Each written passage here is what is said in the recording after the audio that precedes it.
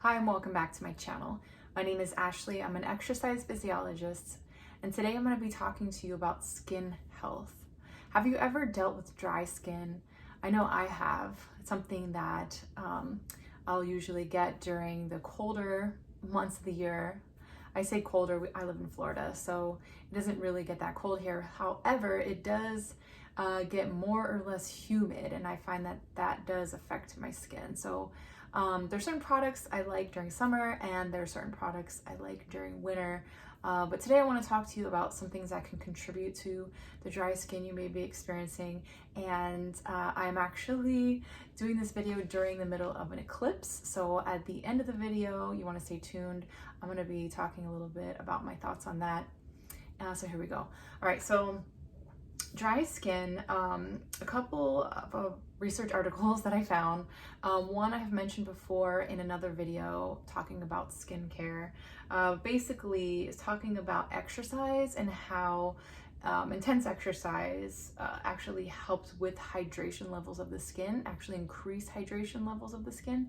And with even more increases in exercise, like the higher increases in exercise, this study showed that participants had even higher levels of hydration of the skin. So you can go ahead and check out that study and read that. All right, the second one, it was in regard to psychological emotions, like fear, sadness, disgust, regret, depression, and how they relate to skin issues. It was very interesting how they were saying how dermatitis can be linked to fear and anxiety, psoriasis can be linked to anger, so on and so forth. So if you've been dealing with skin issues, dryness, or any other issue topically, you want to kind of think about adding an emotional, thinking about the emotions that are tied to whatever you're experiencing on your skin, and also what your diet looks like. So we'll talk a little bit more about that, but check out that study below. Pretty interesting as well. All right, so let's talk a little bit about factors that, actually I want to back up a little bit and talk a little bit about that study. I had a few notes here I wanted to mention. So the study talked about how, there's obvious reactions to when we have an emotion, right? Sometimes, we get redness or pallor, sweating, and also itching. It says can be consequences of somatic activation expressing a range of affective feeling states. And then it goes on to say that in stressful situations, in fact, hormones relapse, encouraging inflammation and the decreasing of blood flow to the skin.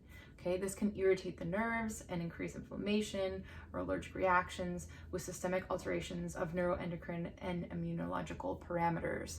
Okay, so all of that goes into what I just said to you. Our whole system is connected. Everything plays on itself, right, on the next system. So it has, everything's connected. We have to make sure that, first of all, we have homeostasis within the body. We have to come to life with peace. We have to be able to go through our life and have this gut health, this mental health, all these different systems, right, need to be healthy. How do we do that? I encourage you guys to develop a relationship with the Creator, and I really feel like that is at the forefront of healing. So once you do that, then you can start to go down the rabbit hole of what do I need to change, what do I need to add, and God will show you. I have confidence that God will show you, what to do. Whether or not you listen, that is a different story. But if we get ourselves alone and quiet and restful, the Bible says to lay on your bed and search your mind, search your soul, search your thoughts, right, at night. So we have to create space, and I talk to you guys about this all the time, to be able to be alone with our thoughts, to be alone with our emotions and really work things out. Not like, okay, I'm alone, I'm gonna sit here and beat myself up mentally, God forbid, telling yourself things like, I should have done this, or I should have done that, or I'm depressed about this, or this didn't work out the way I wanted to, or whatever it may be. Instead of wasting our time and our energy on those type of thoughts, why don't we just get our mind quiet? Some may call it meditating, but really it's just getting the mind quiet, focusing on your breathing, and then asking God, communing and communicating with the Creator and asking Him, you know, simple things. Doesn't have to be overly complicated, right? Could be, why is my skin dealing with this issue? Or why, you know, did certain things happen, or whatever, if you need to talk things out, right? But having that relationship with God is going to be key to your healing journey. That should be number one, okay? Okay, so other things that can affect, since we're talking about dry skin specifically, overwashing your face, dehydration, sedentary behavior, as we talked about, exercise increases skin hydration, air conditioning, right? Extreme cold or extreme heat can really affect the skin's balance. Smoking, obviously, harsh skincare products, okay, and improper diet. So the recommendations I'm going to give you are very, very simple. And these are just things that I have found that have helped me with dry skin. And then during the summer months, I find that my skin isn't as dry. But regardless, hopefully you can benefit from this information. Okay, so I learned that you don't have to wash your face with soap in the morning. So if you wash your face at night, you clean your skin. In the morning, you just rinse your face with water and, you know, apply your moisturizers and your makeup or whatever you need to do. If you're a guy, you know, you do your moisture thing or whatever.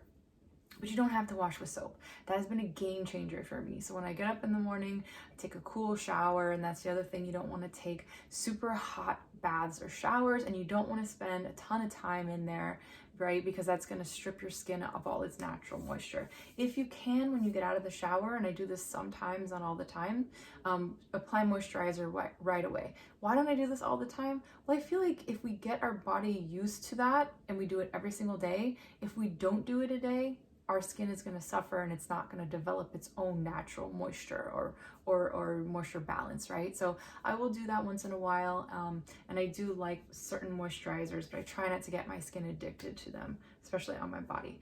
Okay, you want to increase the amount of healthy fats that you're eating and decrease the amount of processed foods. Obviously, packaged and dry foods are just going to wreak havoc on your system, cause free radical damage. So you want to eat fresh foods full of water and fiber, and eat those healthy fats. That can be avocado, walnuts, chia seeds, hemp seeds, and incorporating these in little amounts every single day and in moderation. Okay, so we're not eating like ton of avocado. Could be like half an avocado. That's enough, right? A teaspoon or less of chia seeds. You can throw that in your smoothie. Okay, there's so many different ways you can add those healthy fats to your diet. It's gonna help with your skin health and your brain health, which is an added benefit.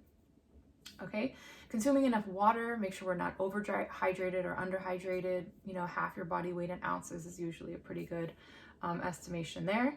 Okay, and then use clean skincare products, and I'm going to show you some of the products that I've been using during the winter months here in Florida, where we haven't had as much humidity, and so my skin has been a little bit dry, but not anymore.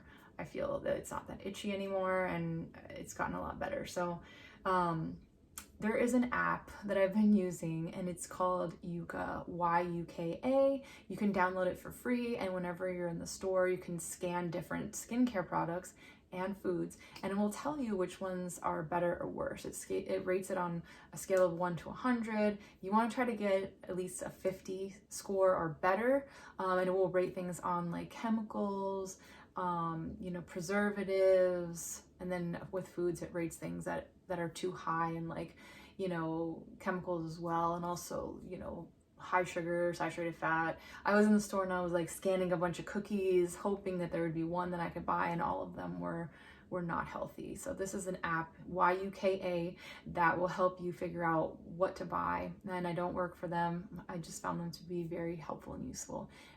Just trying to find out what is real and what's going to really help me. Okay. So there may be some skincare products that work for you right away, maybe, and then the next day your skin looks worse. I know this has happened to me. You want to try to find products with ingredients that you understand what they are. That's why I think, you know, body oils are really, really nice. Avocado oil, even olive oil, you can apply these to your skin as long as it doesn't make your face break out. I know that for me, I can't use any oils on my face except for avocado. Every other one, jojoba, almond, they all break me out. So if that happens to you, then you can look at products. So I know if certain products have those oils in it, I'm probably going to start breaking out as well. Okay. All right. So let's look at the products. I'm sorry, my hair is a little bit wet, but you guys don't care, right? Weleda, this brand is what I've been using. This is their body cream, and it's very moisturizing. It smells amazing. It smells so earthy and just healing. I don't know. It kind of smells like grass, orange, vanilla. It just smells really, really nice. Okay, it's got quite a few ingredients in there: chamomile, sunflower oil, calendula. Okay, and I rated it, or I scanned it on the Yuka app, and it said that it was good. It was pretty clean. It's not perfect, obviously. If I scanned an avocado oil, that would be 100, right? But if I'm gonna buy a product, it's probably not going to be 100 out of 100. All right, they have a day cream that I've been using, and I really like that. It's a little bit thinner than their night cream. I know I'm just showing you these bottles, but if you plan on getting them, now you know what to look for. The night cream is a little bit thicker, and it just is the right amount of moisture. I find that sometimes if I put too much oil or too much of something on my face, my skin can get really irritated at night. So these products I found to be very, very useful and helpful. I'll link them down below. It's the brand Weleda. I got them at Whole Foods, and they were actually on sale, so I bought a couple of them to keep me going. All right, so today, as I mentioned, is the day of the eclipse 2024, and there's so many different conspiracies about this event, as well as a lot of other things going on in the year 2024. And I just wanted to kind of clear the air on this topic. And I'm not going to speak very long on it, but I do have some things to say. I do find that a lot of Christians are getting really distracted on conspiracies, whether it's what's going on with the weather, or chemtrails, or election statuses, and so many things. I don't have to tell you, them, right? While there is conspiracy theory and there's conspiracy fact, I do believe some of these things may be true. I'm not denying or promoting them. All I'm saying is that I don't think that we need to be focusing so much of our attention on conspiracies or whether or not they are. I think this can really take our attention away from the things we need to be doing in our lives, because at the end of the day, regardless if these things are true or not, we still have this lifetime, this gift of life that was given to us. We're born in this time of life, okay? Many generations before us have dealt with their own challenges, their own fears and anxieties about the future and the unknown. But we're here now in this technological age dealing with our unique issues. Whether or not it is the end of the world, whether or not, anything. I just want to say to you guys, don't be afraid. Don't have fear. Don't build these things up in your mind to be bigger than they are. And I say this to you all the time. God is the same yesterday, today, and forever. He knows the beginning from the end, and putting your trust in Him, in the Creator who made you, who made this whole universe, is going to put a lot of peace in your heart and in your spirit, so that you're not dealing with the fear of things happening or not happening in life. So I say all that to say, keep going, keep focusing on, your family, your passions, you're finding balance in your life, that homeostasis where you're really thriving and you're spending enough time on the things that matter to you in your life, your career, as I mentioned, your family, your friends, and getting enough rest time. Like we talked about before with the skin, a lot of times when our emotions are out of balance, we're gonna have these type of issues, right? If people are drinking a lot of alcohol and they're not hydrated, right, they're gonna have skin issues. And it may not be dry skin, but it could be a lot of other things. So the body wants to find homeostasis, right?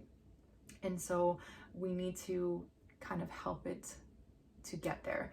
All right, so a Bible verse I wanted to read in relation to conspiracies is Isaiah 8:12, and it reads, "Do not call conspiracy everything this people calls a conspiracy. Do not fear what they fear, and do not dread it." Okay, this is from the prophet Isaiah. So what does this tell us? That conspiracies have been going on for a really long time. Okay, and as also, as a prophet, speaking into the future, there will always be, and there is now, these certain conspiracies. We need to not live in fear, because it really doesn't matter anyway. Okay, just focus on, like I said, what matters to you, and it's not being naive. It's not being, digging your head in the sand. It's not, being stupid. I mean, what can you really do about these conspiracies anyway? Yes, we're entitled to our thoughts and our feelings about things, and you may have that established in your mind, but that doesn't have to be everything that you talk about all the time, right? Remember, from generation to generation, people have been going through so many different trials, so many different fears and situations. And if you just focus on that, your whole life may pass you by. And, whether or not they do happen, I really feel like that's not really up to us. And again, you have to have that faith in the Creator. We all came from something. I have faith in Jesus Christ, God, the creator of everything, and that gives me peace in my heart, knowing that He's got it under control. I don't have to understand everything. And I when I have thoughts where I am afraid and I don't know what's going on, you hear crazy things in the news. There's so many, different things going on in the world right now, and it's not that we're not sensitive to those things, or you can pray about them, but at the end of the day, you trust God with your life, and you trust God with your future, no matter where you're living, no matter what state you're in, because you're just gonna have such a better life for it. Thanks so much for watching. Thanks for being here. Hopefully you learned something from this video. You can like it, share, comment, message me if you have something private to say. If you want to donate, you can also do that with the links below. God bless you guys. I hope you find out how to find that homeostasis in your life. Try the things that I mentioned for dry skin and let me know how they work for you. I'll see you in the next video. Bye.